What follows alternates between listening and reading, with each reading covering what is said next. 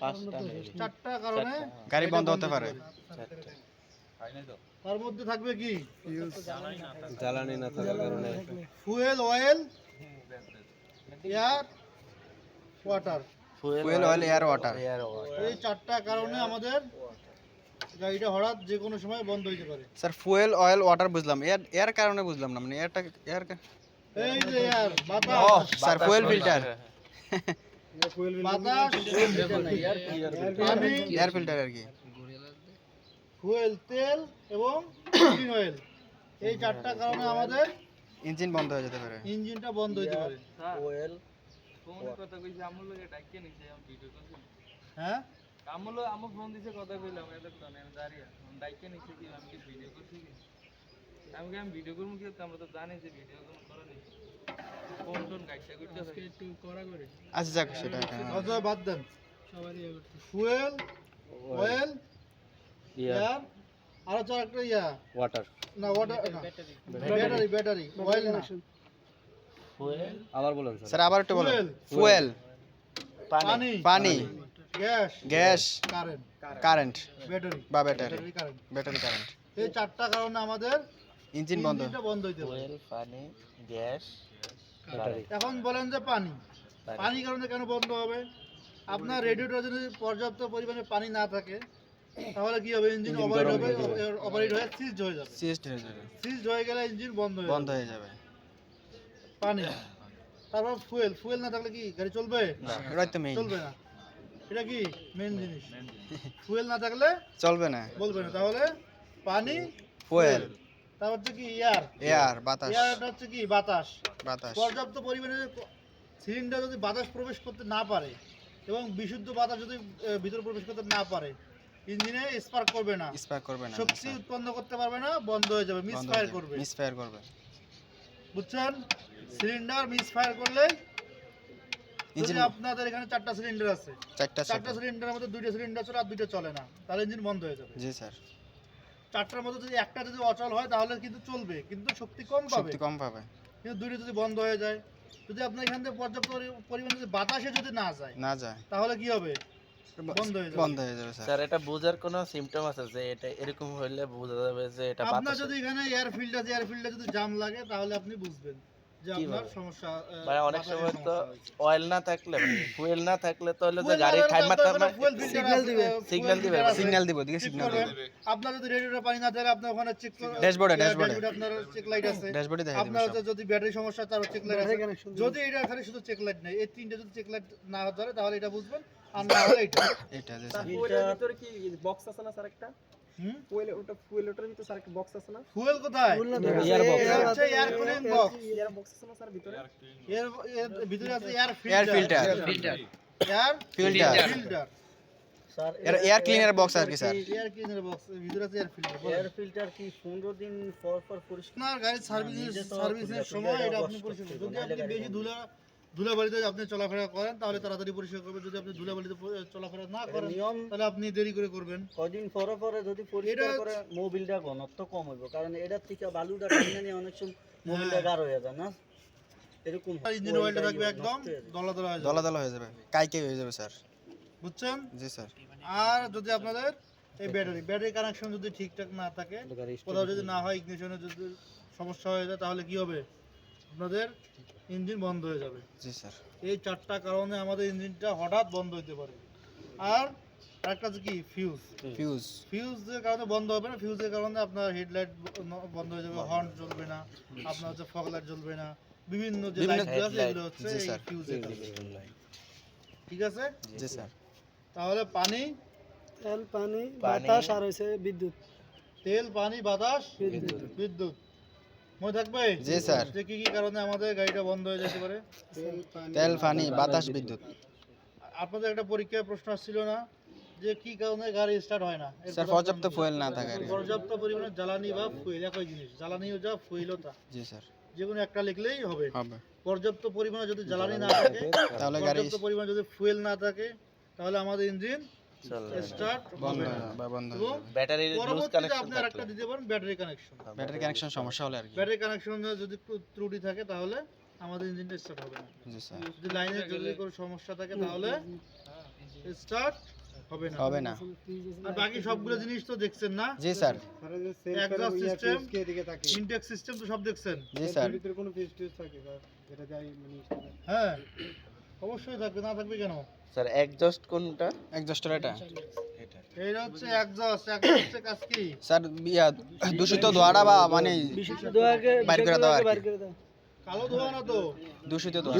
ধোঁয়াকে বের করে দেওয়া হলো এক্সজস্টের কাজ। ধোঁয়া। এখান থেকে যে শুধু কালো ধোঁয়াই বের হবে এমনটা না। দূষিতটা সোজা কথা। আপনাদের আরেকটা ক্লাস হবে, যে ওটা ছোট ক্লাস হবে, যে কি কি কারণে যে আমাদের সাইলেন্সার পাইপ দিয়ে বা টেল পাইপ দিয়ে বিভিন্ন কালারের ধোঁয়া বের হয়। অনেক কারণেই ছোট গাড়ি যেমন কালো ধোঁয়া বের হয়, অনেক গাড়ি দেখবেন সাদা ধোঁয়া বের হয়, অনেক গাড়ি দেখবেন ব্লু কালারের ধোঁয়া বের হয়, ব্লু কালার। অনেক জি স্যার। গাড়ি দেখবেন যে গ্রে কালারের ধোঁয়া বের হয়। গ্রে কালারটা কম দেখা যায়। এই চারটা কালকে আপনাদের বোর্ডে আলোচনা করা হবে। Okay sir. ওখানে একদম স্যার আর একটা ক্লাস সবকিছু আছে, সহ। ওই যে আপনারা এখন পিস্টনে তিনটা রিং ব্যবহার হয়, তিন ধরনের। দুইটা কয়টা? পিস্টন রিং, দুইটা পিস্টনে কয়টা? দুইটা। পিস্টন রিং, দুইটা দুইটা কি? দুইটার ভিতরে কি কি অয়েল কাজ করে? Compressor ring, oil control ring. ওটা আলাদা দেখাবো। কম্প্রেসর রিং, একটা হচ্ছে অয়েল কন্ট্রোল করবে, আর একটা হচ্ছে এর প্রেসারটা আছে উপরে উঠতে দিবে না অয়েলটা। এত কিছু আপনাদের না জানলে হবে, শুধু জানবেন জি, স্যার। যে কয়টা রিং থাকে এবং রিং এর নাম কি। আপনি কি কোনোদিন খুলে দেখবেন? হ্যাঁ, মাথা তাহলে আপনার এগুলো জানার দরকার নেই আপাতত। আপনি শুধু জানবেন যে এখানে কয়টা রিং থাকে। কয়টা ring পিস্টনে দুই ধরনের রিং থাকে, পিস্টনে দুজনের রিং থাকে। Oil compressor ring, oil compressor. Camera শেষ। Oil compressor, oil control. এখানে আপনাদের ইয়েতে সিটে আছে, এগুলো আস্তে আস্তে আসবে, আসবে, সমস্যা নাই। ধাপ বাই ধাপ। একদম আগে আগে দৌড়ালে হবে না। আচ্ছা স্যার। মাথা গোলালাম উপরে। আপনি বলো এটার নাম কি? কালকে এটা বলা হয়েছে।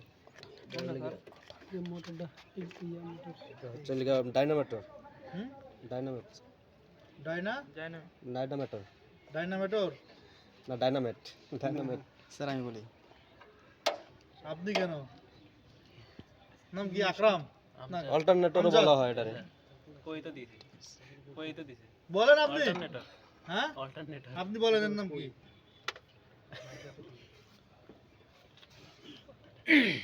অল্টারনেটর, হ্যাঁ, অল্টারনেটর।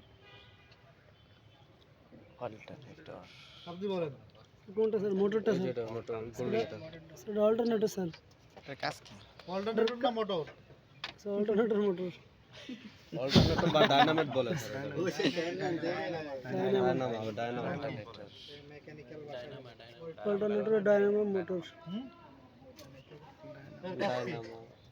ডাইনামা বলো এর কাজ কি? বিদ্যুৎ ডাইনামার কাজ কি বলো?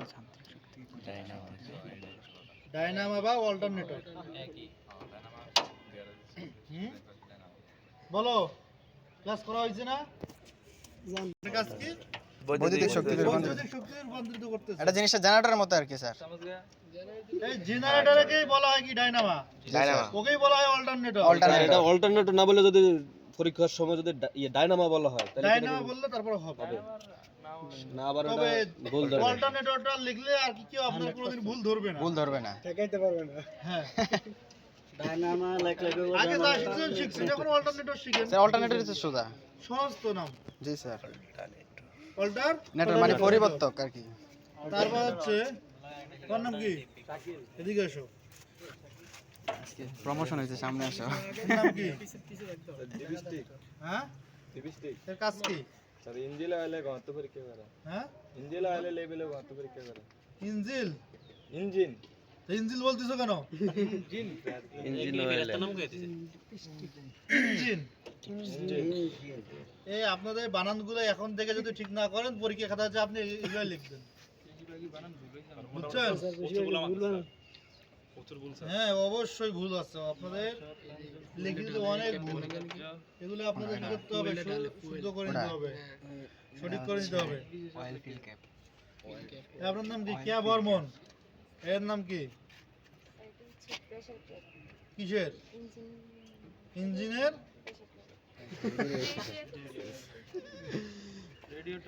আরে তালে তালে এর নাম কি? আরে উল্টার দিকে না, উল্টার দিকে। Radiator pressure cap. আপনার নাম কি? Oil filling cap, oil filling cap, oil filling cap এগুলো সঠিকভাবে আপনাদের জানতে হবে। ফিলিং ক্যাপ করব না, oil filling cap oil filling cap. Oil নাম কি আপনার? স্যার এটা তো বলেন। মনের প্রশ্ন সবগুলো অ্যান্সার দেওয়া যায়, নিজের কাছে যেটা জিজ্ঞেস করবো ওটা নাই। স্যার আমার কঠিন বারবার আমার সাথে হ্যাঁ, আপনি বলেন। রাজিবুল বলেন। মাউন্ট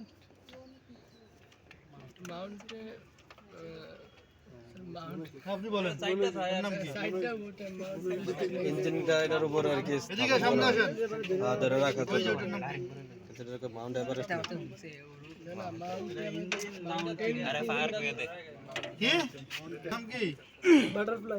বাটারফ্লাই আপনি বলেন এটার নাম কি? কে বলবেন না? স্যার আকরাম। জায়গা যারা জিজ্ঞেস করে সে সেটা ভুলে যায়, অন্যদেরকে জিজ্ঞেস করলে ওটা পারে। সে answer দিয়ে দেয়। এটা থ্রট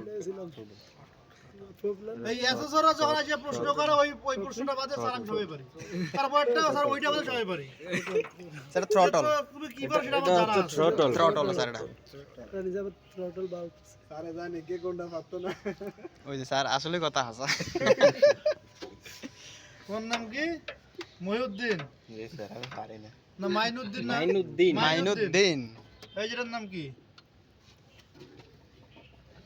কোনটা স্যার এই যেটা যেটা লাঠি দিয়ে ধরছি হলো মাস্টার সিলিন্ডার যারা পারে তারা এই চুপ সবাই থাকেন। চুপ করেন, যে বলবে তাকে আমি 5টা প্রশ্ন জিজ্ঞেস করবো। ইন্নানিল্লাহ। হ্যাঁ ক্লাস মাস্টার সিলিন্ডার ভালো করে বলো কি ওটা? এই যে যেটা জিজ্ঞেস করছি। ক্লাস না ব্রেক মাস্টার সিলিন্ডার এটা ক্লাস কত হয়ে গেছে কত আর এটা কি? এটা ক্লাস অয়েল কি ক্লাস স্যার আমি বলি না তো। আমি বলি না বলেন। এটা যদি ব্রেক মাস্টার সিলিন্ডার হয় তাহলে এটা কি হবে? বলেন। একই জিনিস। Class master cylinder, class master cylinder class master cylinder. এটার নাম কি বলো? এটা হুম সিলিন্ডার। সিলিন্ডার। স্যার কাজ কি? স্যার কাজ কি? স্লিপ সিলিন্ডারের কাজ কি? এর মাধ্যমে ক্লাসটা হয়। ক্লাসটা হয় এখানে ভিতরে আছে ক্লাস ফর্কের সাথে এটা লাইন দেয়া আছে, এটাকে বলা হয় স্লিপ সিলিন্ডার। স্লিপ সিলিন্ডারের মাধ্যমে ক্লাস হয়। আর কি কি জিজ্ঞেস করা হয়নি আজকে? মোটামুটি সকেট জাম্পার। সকেট জাম্পার এটাকে বলা, এটার কাজ কি স্যার?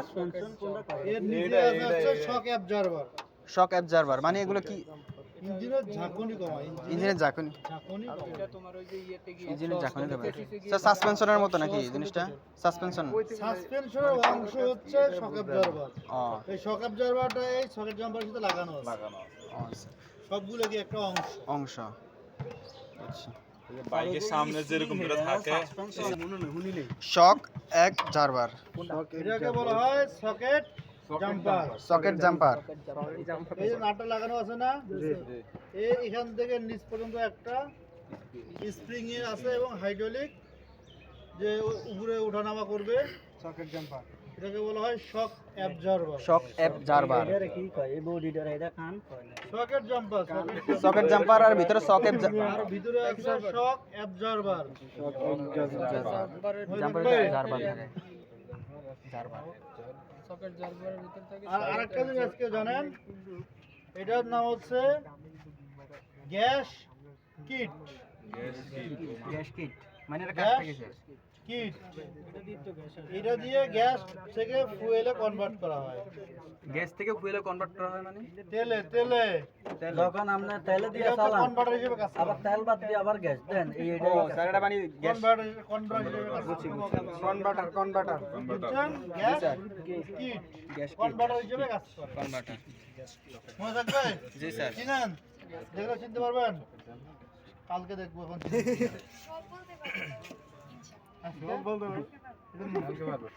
এই ভিডিওটি সেভ করে দিতে এয়ার ফিল্টার বক্স। ভিতরে আছে আর কি? প্রথমে এয়ার ক্লিনার, প্রথমেই ফেল। বন্ধ করো। ওই যে এই পাশেটা লোক স্যার একটু গ্লাসটা খুলে দিন।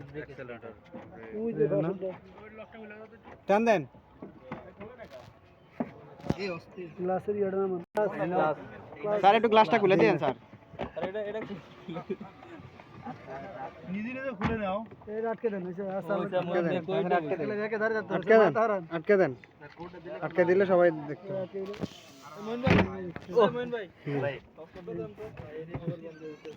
ক্লাস ব্রেক এক্সট্রা তো সবাই চিনেন নাকি? প্রথমটা হচ্ছে স্যার অ্যাক্সেলারেটর, তারপর হচ্ছে ব্রেক, তারপর হচ্ছে ক্লাস। আচ্ছা, স্যার এটা কিভাবে আসলো প্রথম থেকে দেখেন স্যার। এই যে আমরা ইগনিশনের স্যার চাবিটা পুরো খুলে নেন, স্যার চাবিটা পুরো খুলে নেন, হ্যান্ড থেকে শুরু করেন।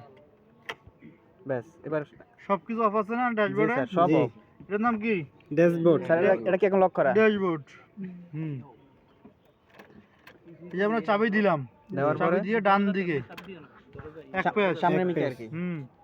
লাইন কিন্তু আসে নাই, শুধু লক স্টিয়ারিং লকটা খুলছে। জি স্যার। এবার আবার দিলাম, ড্যাশবোর্ডে লাইন চলে আসছে। জি ড্যাশবোর্ডে লাইন চলে আসছে। ড্যাশবোর্ডে অনেক কিছু আমাদের ইকুইপমেন্ট আছে। এর আজকে পরীক্ষা আসছিল না? জি স্যার। পরীক্ষা কালকে পরীক্ষা। কালকে পরীক্ষা আসছিল না? জি স্যার। যেমন ধরেন স্পিডোমিটার। এই যে এটার নাম কি? এটা হচ্ছে আরপিএম মিটার। আরপিএম মিটার মানে কি স্যার?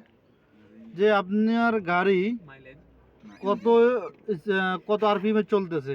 আরপিএমটা হচ্ছে আপনার স্থির অবস্থায় গাড়িটা কততে আছে, আরপিএমটা ইঞ্জিনটা কতটুকু ঘুরতেছে, এটা হচ্ছে আরপিএম।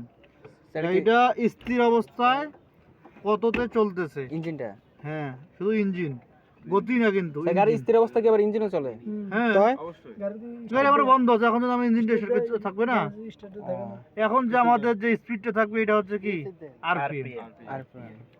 আরপিএমটা সবসময় আমাদের একের মধ্যে থাকবে, 1 থেকে এবং 2 এর মধ্যেই থাকতে হবে। এর উপরে যদি যান, এর উপরে যদি চালান, তাহলে ইঞ্জিন কি হবে? দ্রুত গরম হয়ে যাবে এবং ওভারহিট হওয়ার সম্ভাবনা থাকবে, ইঞ্জিন বন্ধ হয়ে যেতে পারে আবার।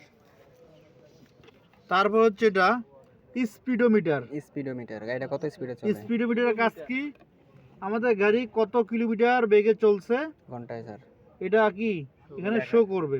যদি আমাদের এই কাঁটাটা সাইডে থাকে তাহলে ঘন্টায় কত যাবে? 60 কিলোমিটার বেগে চলতেছে। এটা অফ করে দিন। মনে থাকবে? জি স্যার। যে ঘন্টায় 60 কিলোমিটার, 1 মিনিটে 1 কিলোমিটার।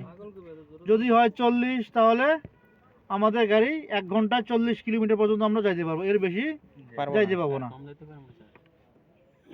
আপনি যদি ব্রেক করেন তাহলে আপনি কম যাবেন। যদি আপনার 40 থাকে অনবরত, তাহলে আপনি বেশি যাবেন, 40 কিলোমিটার পর্যন্ত আপনি যেতে পারবেন। তাহলে আরপিএম মিটার, স্পিডোমিটার। তারপর কি ছিল? অডোমিটার। Oil meter. আচ্ছা, অটোমিটারটা আগে দেখাই দিই। Engine gauge. এই যে এখানে নিয়ে আসেন, এই যে মোবাইল দেখান, এখানে দেখেন একটা লেখা আছে অটোমিটার, ODO, অডোমিটার। অডোমিটার। দাঁড়ান আমি লাইট জ্বালাই দিই। স্যার এই যে একদম নিচে কেন? ওই যে ডিসপ্লে ছোট ডিসপ্লেটা। এই যে দেখা যাচ্ছে স্যার। দেখেন ODO লেখা আছে না? জি স্যার। অডোমিটার। এই যে সবাই এখানে ফলো করেন, এই যে এখানে ODO। ছোট একটা স্পিডোমিটারের ভিতরে যে ডিজিটাল যে এটা আছে, এই যে অটো। এটা কি? ODO odometer. অডোমিটার। অডোমিটারের কাজ কি? গাড়ি আপনি যেদিন তৈরি করছেন, ইঞ্জিন তো যখন আপনি সেট করছেন গাড়ি সেট করার পর ইঞ্জিন স্টার্ট করে আপনি যদি আপনি 1 কিলোমিটার চালান তখন থেকে শুরু হবে, বা আপনি 5-7 বা আপনি 10 হাত আপনি বা 100 মিটার বা 150 মিটার চালাইছেন তখন থেকে শুরু হবে। এবং আপনি যেদিন চেক করবেন সেই দিন পর্যন্ত যত কিলোমিটার